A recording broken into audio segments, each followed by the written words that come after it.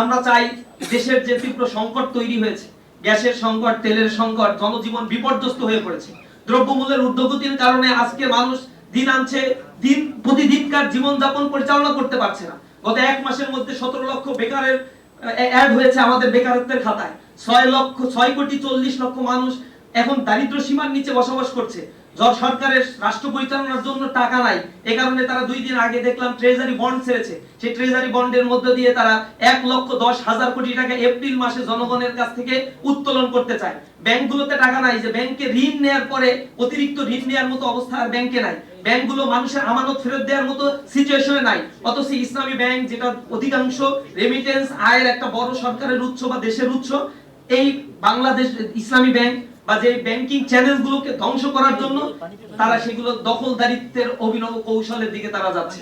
একের পর এক প্রশাসনিক দপ্তরগুলোতে নিজেদের লোক বসিয়েছে, অথচ তারা নির্বাচনের পূর্বে বলেছিল এখানে রাজনৈতিক বিবেচনায় কাউকে প্রশাসক হিসেবে নিয়োগ দেওয়া হবে না। তারা নিজেদের সাথে দ্বিচারিতা করছে। আমরা বলছি এই মুনাফিক চরিত্র যদি বাদ দিতে না পারো, মুনাফিকদের পরিণতি আল্লাহর কাছেও যেমন করুন, এই মুনাফিকদের পরিণতি দুনিয়ায় আল্লাহ রাব্বুল আলামিন তাদেরকে লাঞ্ছিত করেন, এই জনগণের মাধ্যমেই তাদেরকে অপদস্থ করা হবে। আমরা দেশের জনগণ হিসেবে আপনাদেরকে সহযোগিতা করতে চাই। ফ্যাসিবাদ মুক্ত এই দেশ একটা অস্থিতিশীল অবস্থার মধ্য দিয়ে পরিচালিত হচ্ছে। দেশের শেয়ার বাজারের অবস্থা চরম বিপর্যস্তকর অবস্থা, স্টক মার্কেটের অবস্থা খারাপ, ক্যাপিটাল মার্কেটের অবস্থা খুবই খারাপ। বিনিয়োগকারীরা এখন ধুকে ধুকে মরছে, বিদেশি বিনিয়োগের পরিমাণ কমে যাচ্ছে, বেকারত্বের হার ধীরে ধীরে বেড়ে যাচ্ছে।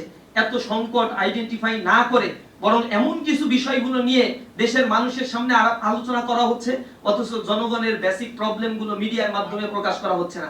মেইনস্ট্রিম মিডিয়া এই কথাগুলো বলছে না, এগুলো প্রচার করতে সামহাও দিচ্ছে না। এই মিডিয়া কুয়ের মাধ্যমে তারা জনগণকে একটা অন্ধকারের মধ্যে রাখতে চায়, যে অন্ধকারের মধ্যে আওয়ামী আসলে রেখেছিল এবং তার পরিণতিটা খুব খারাপ হয়েছিল।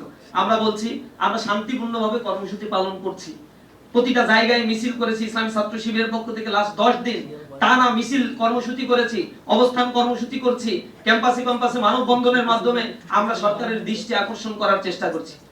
বাংলাদেশের একটা কপাল খারাপ জনগণের, অথবা নেচার খারাপ, যে জায়গায় রাস্তা যদি অবরোধ না করা হয়, সচিবালয় ঘেরাও যদি না করা হয়, আর থানা ঘেরাও যদি না করা হয়, তাহলে জনগণ যে কিছু বলছে, এই দেশের জনগণ মজ্জাগতভাবে এটা ধরেই নিয়েছে যে এগুলা তারা আর মানবে না, তাদের আন্দোলনের সক্ষমতা নেই, এরকম মনে করে নিয়েছে।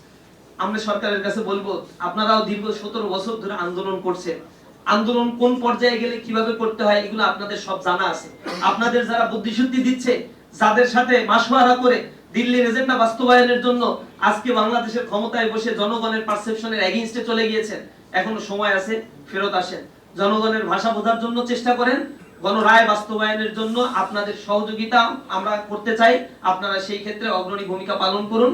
রাষ্ট্রকে ব্যবহার করে সম্পদ লুটপাটের একটি অভয়ারণ্যে পরিণত করিয়েন না, তাহলে আপনারা এই দেশের জন্য, এই জাতির জন্য অনেক বেশি নিন্দার পাত্র হয়ে দাঁড়াবেন।